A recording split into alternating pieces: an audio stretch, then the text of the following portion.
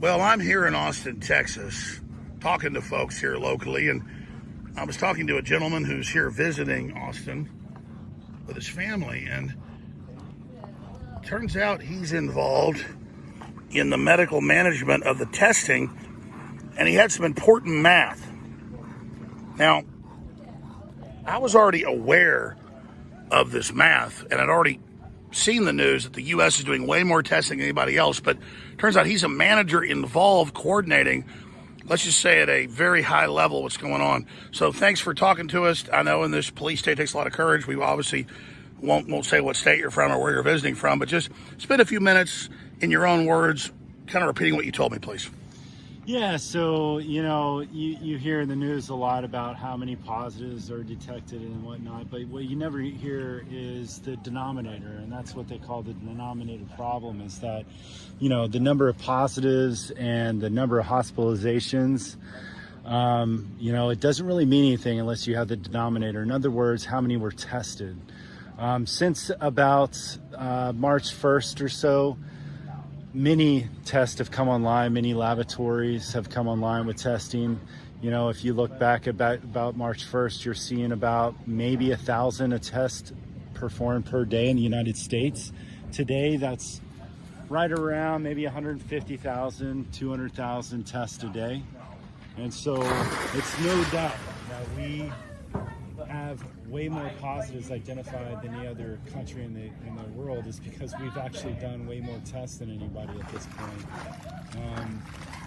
The private sector actually stepped up when they were allowed to, when the FDA basically gave them permission to develop their own test and for laboratories to actually run something that wasn't FDA cleared. It opened up the door. That was only a month ago, March 1st. Like I said, we went from 0 tests a day to where we are today, 150, 200,000 tests a day.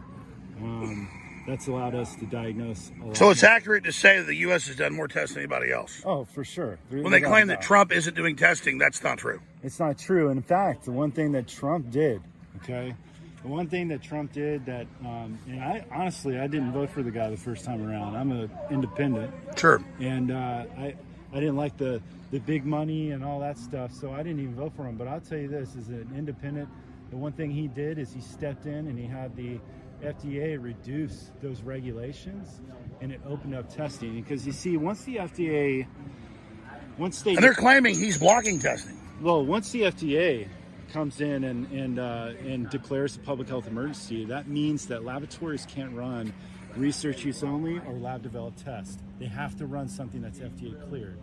And come March 1st, those regulations were lifted, and it allowed laboratories to run those tests and private companies to actually make them. And so what you're seeing is these huge corporations like Roche, Thermo Fisher develop these tests and get them out very quickly. So what's it like when you see the media claiming Trump's blocking testing and the U.S. isn't doing testing? But then they admit we've done record testing.